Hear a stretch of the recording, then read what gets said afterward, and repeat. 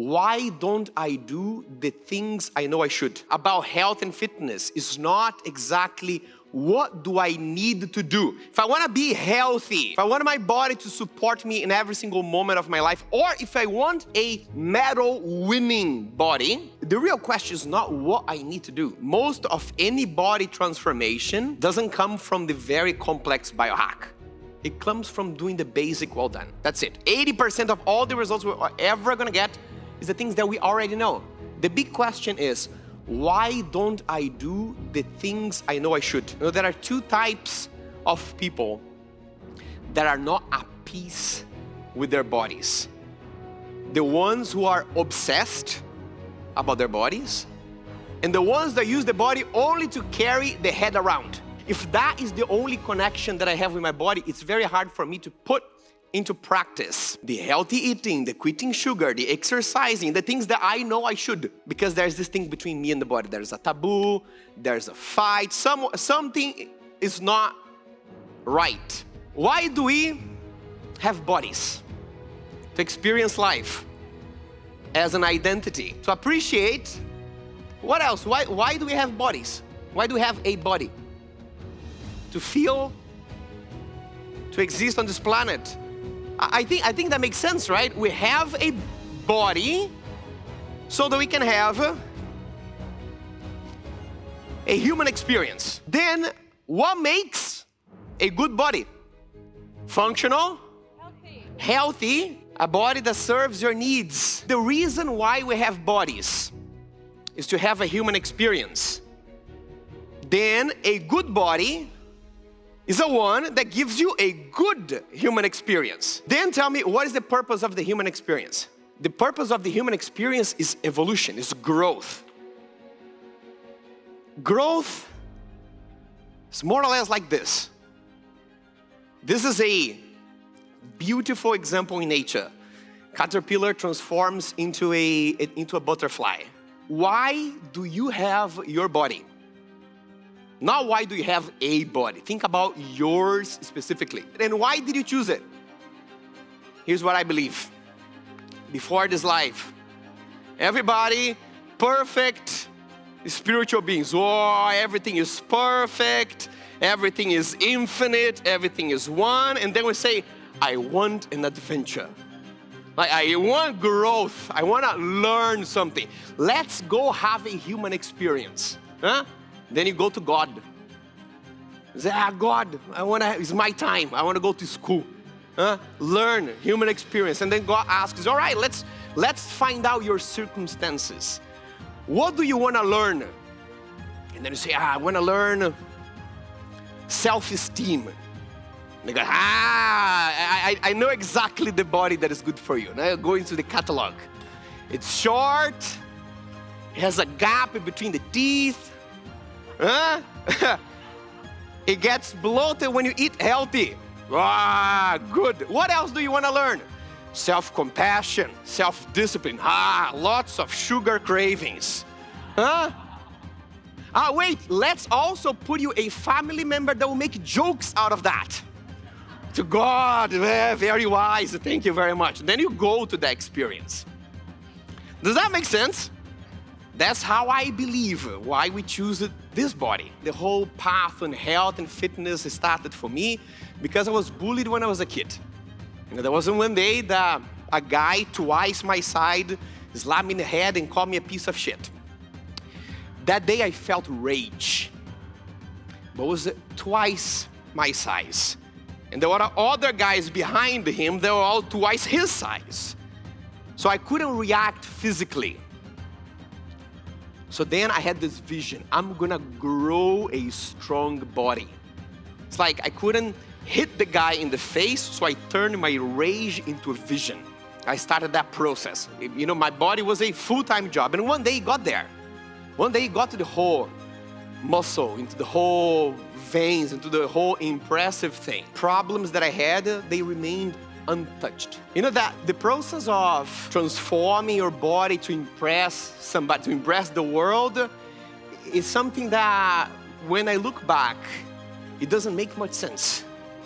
It is like you train your body twice in a day and you arrive home and everything you can do is to pinch your belly. or to, lift your shirt and see how long it's gonna take until you get rid of a part of your body. Because as if you're not there yet, it's because you haven't worked hard enough.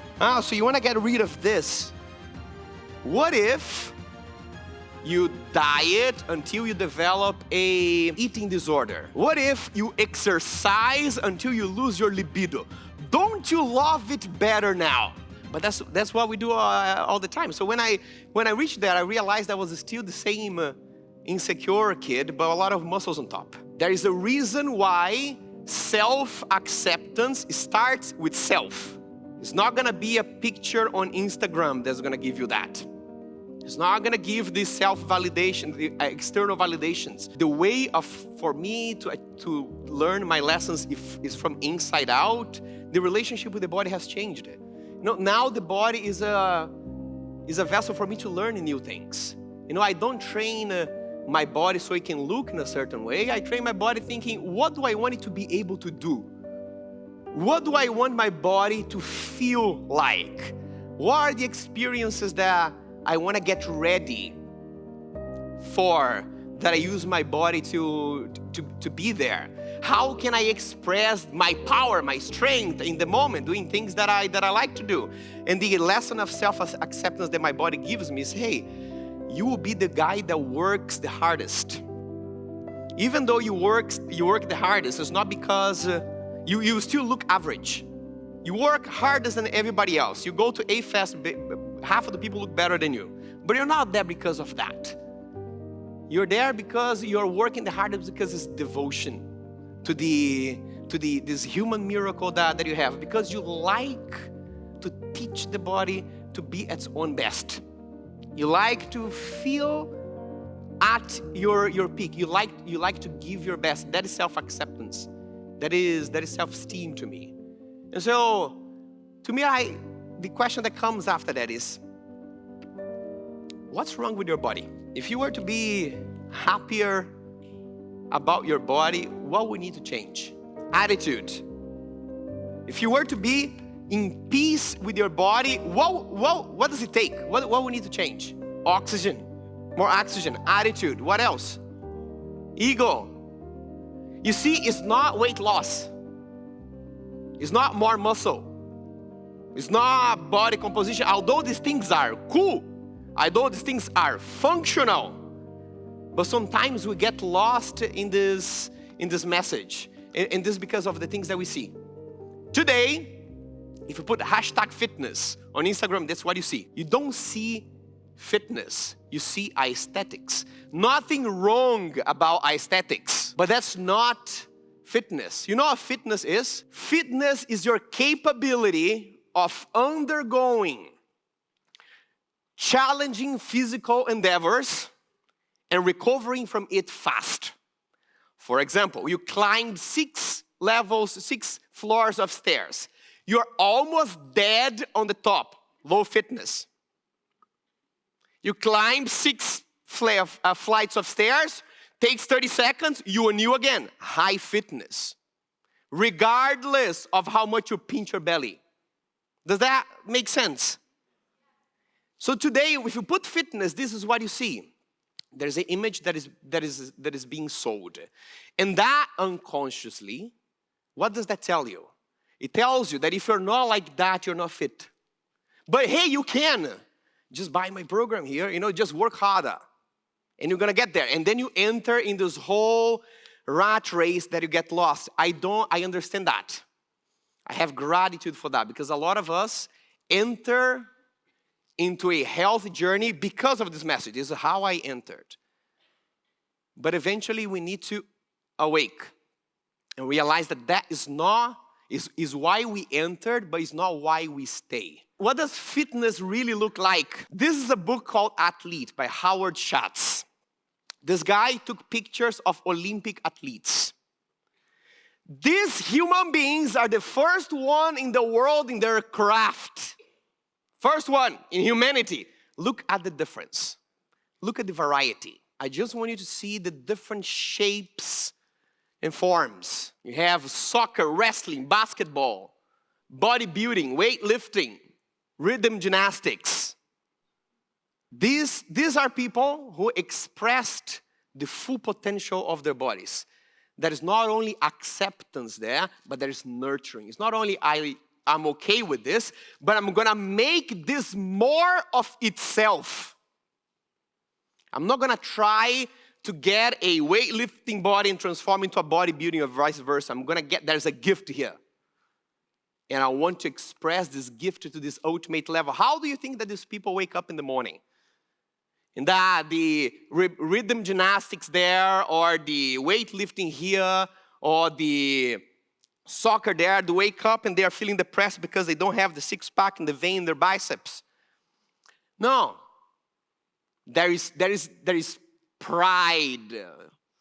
There's strength, there is power. Not because they are fitting any hashtag standards, but because they are expressing what their bodies are made of. Nature is exuberant. It's beautiful. If you look at what is most sacred that we can see in our existence, nature is not ugly. Nature is not only working well, it's beautiful. So the beauty is not a bad thing. It's not forcing. There's no forcing in nature. But the beauty of nature comes as a full expression of health and functionality. Lotus flower, symbol of spirituality in Buddhism. Beautiful, grows in the middle of the mud. It has the exact form because for it to grow from the middle of the mud, it needs to be able to let go of dirt and water. And that's why it has the exact form. It's not that it has that beautiful form and it struggles to grow in the mud, but it's nice looking. Fully healthy, fully functional. And then it's beautiful. Why do we train our bodies for? If it's not to lift the shirt, pinch the belly, to wear a bikini and the beard, why do I train my body for? Should I not train my body anymore? Keep it as it is? I was talking to another client. She's a Netflix actress from one of famous series. And when we started training, we started working together, she was in a very ill state of health. Was in bed, was sick, was overweight, and then we started working throughout the months. Started changing nutrition, started changing exercise, sleep, and then she started losing weight. She's getting healthy, she's not sick anymore, she's like radiant health. 6 months, determination. Then her daughter got seriously ill, that she needed to be in the hospital with her 7 days per week, the entire time at the hospital. This took a couple of weeks. At the end, we had a call, and she said she was heavy in her heart, and she said, Ronan, I'm so disappointed. I lost all my results. I'm not, eating as I eat random food. I'm not exercising. I'm sleeping very little. I regressed all the progress that we had. And then I asked her, why are we training your body? If it was not for you to be ready to be by the side of your daughter whenever she needed you the most. Just imagine that by that time that she needed you the most, you were still sick yourself and needing help yourself. But look at all the 6 months of work that you did that prepared you for situations in life that were real. Why are we training our bodies? If not to show up for the situations in life that we really need to show up for people that we love, that we need to show up to have golden memories with the people who we love the most. That's what we're training our bodies for. Sometimes we think that it's only to look good at pictures. That is a nice byproduct, but it's not the end goal. But they also, inside of the personal development space, there is still a lot of us that have the same relationship with our bodies. But your bodies, you cannot just leave your body at home and complain about it to your friends. You're always with it. So that emotion turns into guilt and shame. You hide the body. You hide the behaviors that you have with the body. You hide the eating behaviors whenever somebody is not watching. You hide the thing that you're not, going to exercise, but you're frustrated about that. There's a lot of guilt and shame there. This guilt and shame is what creates this distance, that I cannot do the things I know I should. For that, I need to make peace. Peace comes when we transform the guilt and shame into love. And the way of doing that is through appreciation. But the thing about appreciation is funny too, because we think that appreciation is looking at the mirror and saying, aha, the belly, I'm not so sure, but I like my ears. So beautiful, huh? We think that body appreciation is that, but it's not so much of that. It's not like the thing that is forcing, in between my toes is quite a nice. This is functionality appreciation. It's a framework, not something that I invented, is worked in science and works with, in studies how people develop a good relationship with their bodies. And there are different categories of things that your body gives you. For example, physical capacities. Your body is the thing that allows you to walk, to balance, to carry things, to lift things, to stretch, to yoga, powered by your body. Here's what I want to ask or invite you to think about. Think about your always and your never. Whenever you make peace with somebody, you make a promise to them. Sorry, I did that.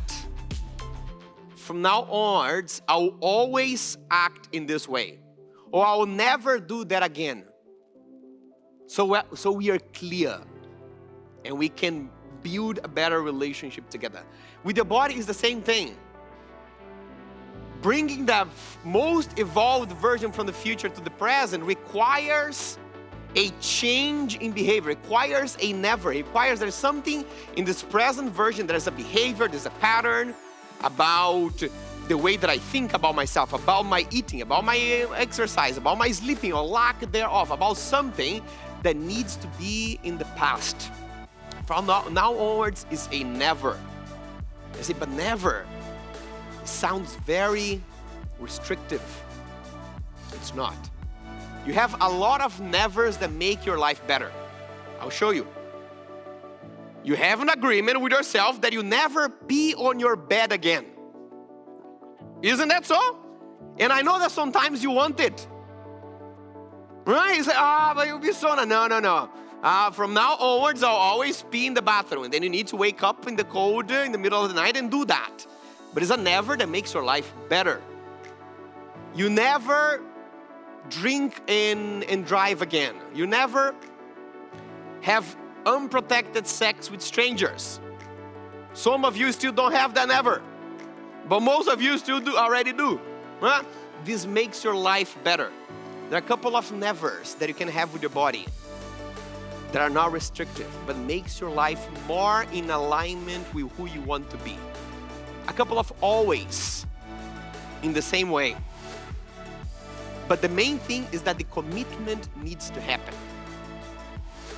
I hear a lot of people saying, Ronan, I want to lose weight.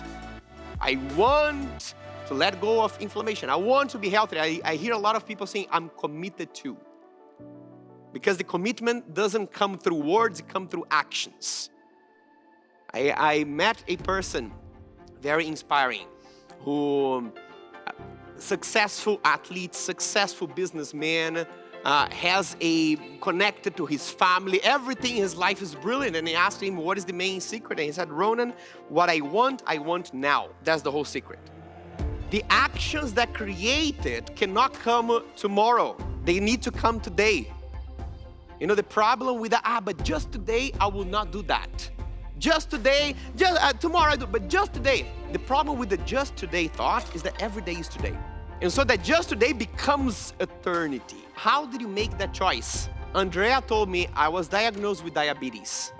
And when I was driving to the doctor, I lost my sight. I was driving and everything got dark. This is when I knew it was time to change.